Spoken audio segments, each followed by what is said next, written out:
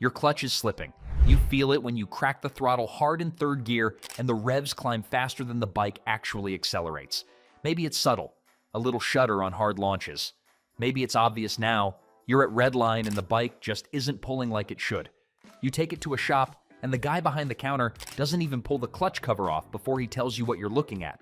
New friction plates, new steels, labor to split the cases open if you're unlucky. He quotes you $600, maybe more if it's a bike where the clutch basket is buried under half the engine. He's not lying to you about the parts, but he's not telling you the first thing he should have checked because checking it doesn't make him any money. There's an $8 bottle of oil sitting on the shelf of literally every parts store in this country that fixes the majority of slipping clutch complaints on wet clutch motorcycles, and it doesn't require opening a single case bolt. It's not a magic additive. It's not a secret formula. It's not hiding in a barn somewhere. It's sitting right there on the shelf, labeled correctly, and most riders and a disturbing number of shops walk right past it because nobody ever explained why it matters.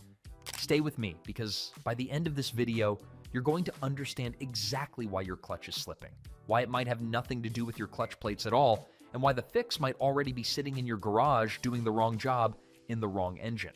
The bike that started this. A few years ago, I was helping a friend diagnose a clutch on his 2004 SV650 textbook slip. He'd already ordered a full clutch kit, friction plates, steels, springs, the works, $80 in parts, a Saturday afternoon, case cover off, old plates out. And the plates looked fine. Not glazed, not worn past spec, plenty of friction material left. We measured them against the shop manual tolerances. They passed. We put the same worn out plates back in, changed the oil, rode it. Clutch grabbed like new. That bike didn't need a clutch job, it needed the right oil in it. What's actually happening inside a wet clutch? Most motorcycles, not all but most, run what's called a wet clutch. That means the clutch plates sit in the same oil bath as your engine and, on most bikes, your transmission. One oil, three jobs. Lubricate the engine internals, lubricate the gearbox, and let the clutch plates grip. That last job is the problem, because it wants the opposite of what engine oil is normally designed to do. Car engine oil is formulated to reduce friction. That's the entire point of an engine oil. Less friction between moving metal parts means less wear and better fuel economy. So car oils are loaded with friction modifiers, usually molybdenum or similar compounds, specifically to make metal-on-metal surfaces slipperier. A wet clutch needs the opposite. It needs the plates to grip hard and consistently when engaged. Dump a friction-modified oil into a wet clutch bike and you're lubricating the one component in the entire engine that was never supposed to be lubricated in the first place. The plates slip. The engagement gets mushy. Hard acceleration turns into a rev-happy shudder that feels exactly like worn-out friction material, because the symptom is identical. The cause isn't. This is why the SV650 didn't need new plates. The plates were fine. The oil in them was actively working against them. Why? This actually happens to riders. Here's how this quietly happens to good, careful riders who are doing everything they think is right. You take your bike in for a service, or you do it yourself, and you grab whatever's on sale or whatever the guy at the auto parts counter across from the motorcycle section hands you, or whatever's labeled high mileage or synthetic without checking the fine print.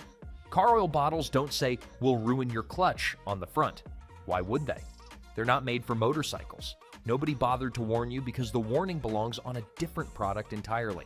Even oils marketed specifically for motorcycles aren't automatically safe. Some motorcycle branded oils are actually formulated for dry clutch bikes, most Ducatis for instance, and still carry friction modifiers that have no business near a wet clutch pack. The bottle says motorcycle oil. It doesn't automatically mean safe for your wet clutch. Why this doesn't make headlines? This is the whole story, not a conspiracy, not a cover-up, just a labeling gap that nobody walks new riders through, and a shop industry that would rather sell you a clutch kit than a bottle of oil, because one of those pays for an afternoon of labor and the other doesn't. The standard that actually matters. JASO. There's an organization called JASO, the Japanese Automotive Standards Organization. And back in the 1990s, they created a certification specifically to solve this problem because Japanese manufacturers were getting the same complaints you might be getting right now. The certification is called JASOT 903, and it splits into two ratings you actually need to know: JASOMA and JASOMA2. These are formulated with no friction modifiers, specifically so your wet clutch grips the way it's supposed to. If your bike has a wet clutch, and the overwhelming majority of motorcycles on the road do, this is what you want. JASOMB. This one does contain friction modifiers, similar in spirit to car oil, and it's meant for scooters and bikes with dry clutches or centrifugal clutch systems where you actually want that slipperiness. The difference between MA and MB oil, sitting on the same shelf, sometimes from the same brand, is the entire difference between a clutch that grips properly and a clutch that slips, no matter how new the plates are. Look at the back label of literally any bottle of oil before it goes in your bike. It'll say JASOMA, JASOMA2, or JASOMB, usually near the API rating. That's it. That's the whole secret. It's printed right there in plain English, in a spot most riders have never once looked, because nobody ever told them the letters mattered. How to actually check and fix. This step 1. Find out what clutch type your bike actually has. The overwhelming majority of standard motorcycles, Japanese sport bikes, most cruisers, most standards, most dual sports run wet clutches. Dry clutch bikes are a smaller group, and most Ducatis fall into it. Don't assume based on brand alone, though. BMW's Boxer twins are a good example of why. Older oil head and hex head Boxers built before 2013 used a dry clutch, but the water-cooled Boxers since then, the R1200GS from 2013 onward, the R1200RT from 2014 onward, and every R1250 series bike switch to a wet multi-plate clutch. So if you're riding a current generation GS or RT and you assume Boxer twin must be dry clutch, this doesn't apply to me, you'd be wrong. And the JASO rating matters just as much for your bike as it does for a Japanese inline 4. A 5-second search of your specific make, model, and year, or a look in your owner's manual tells you which camp you're actually in. Step 2. Drain your current oil and check the bottle. Or check the receipt if a shop did it for you. Look for the JASO rating. If it's MB, or if there's no JASO rating listed at all, which usually means it's a straight automotive oil never meant for a bike, that's very likely your answer right there. Step 3.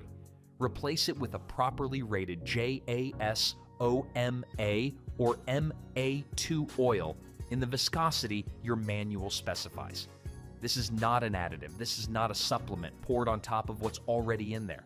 This is a full oil change with the correct oil, and it typically costs less than $10 more than whatever you were already going to spend on an oil change. Step 4. Ride it. Unlike a mystery additive that needs mileage to cure, this is immediate. A wet clutch either grips properly with correctly rated oil in it, or it doesn't.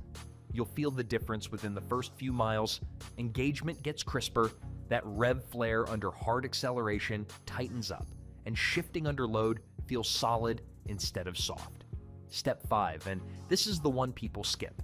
If you've been running the wrong oil for a long time, do a second full change after a few hundred miles.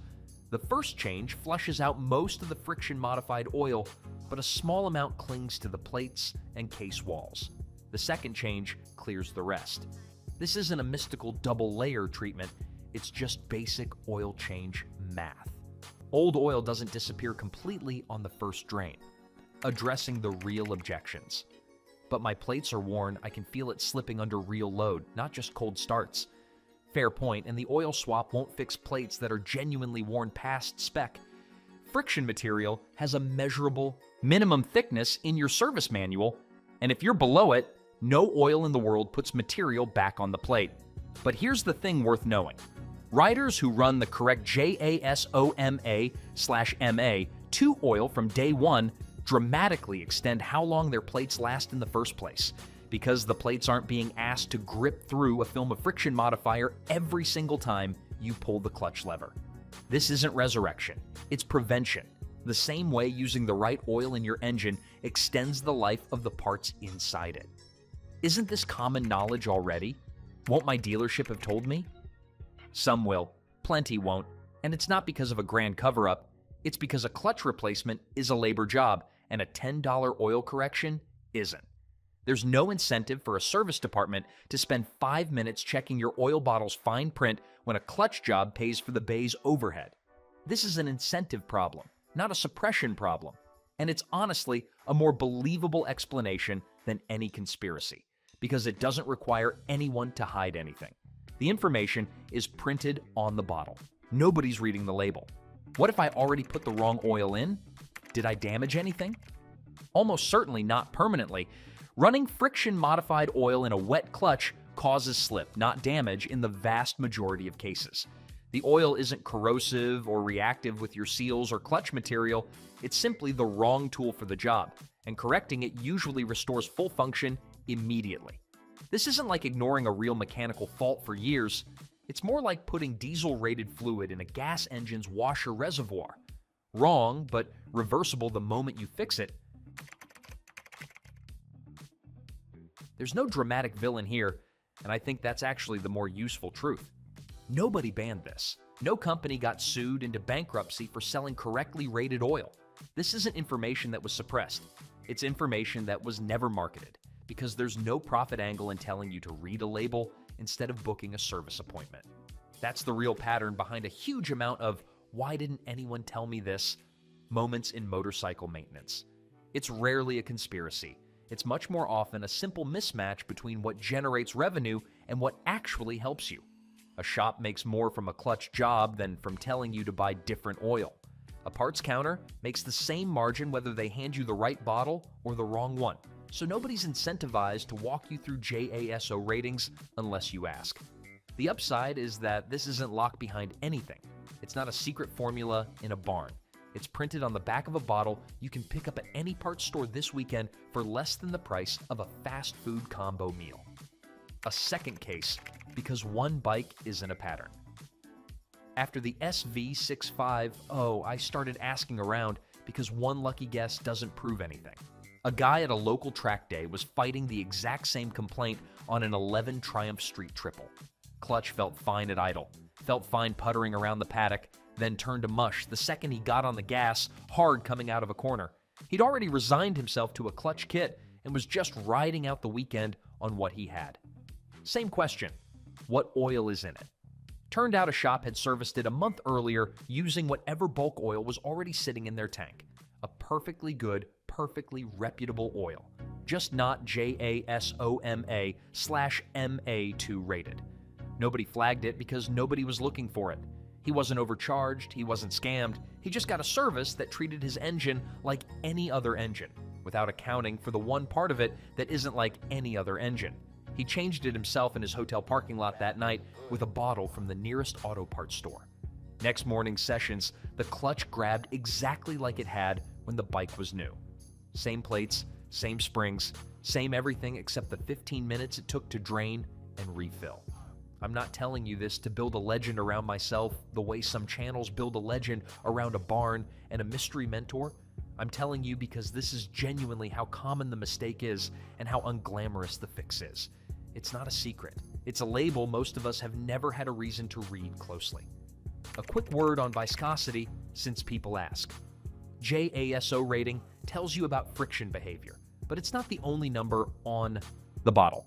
You'll also see a viscosity grade, something like 10W40 or 20W50, and that number still matters and comes from your owner's manual, not from this video. JASOMA/MA2 oil comes in a range of viscosities, so getting the friction rating right doesn't mean you can ignore the weight your manufacturer actually calls for. Climate, engine tolerances, and mileage all factor into which viscosity is correct for your specific bike. Get both numbers right, the JASO letters and the viscosity grade, and you've matched the oil to the engine the way the manufacturer intended from day one. What this actually costs. Let's put real numbers next to each other, the same way that transmission video did, because the contrast is the whole point, and it happens to be true here.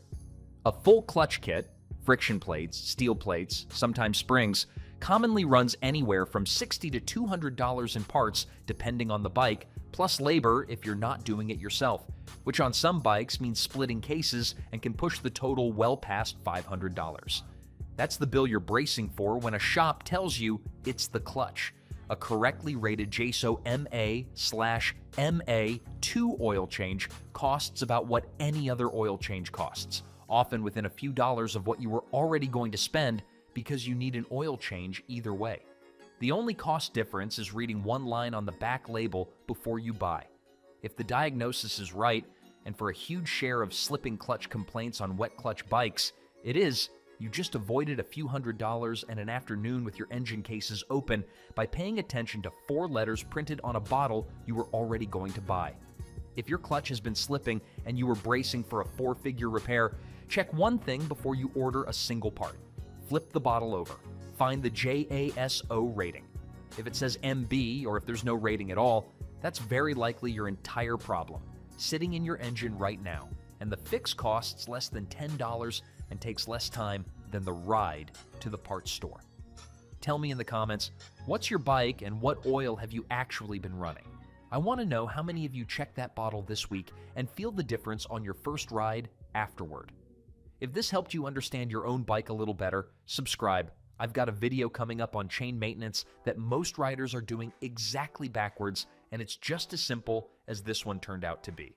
Ride safe, check your oil, and don't let a $10 fix turn into a $600 repair bill.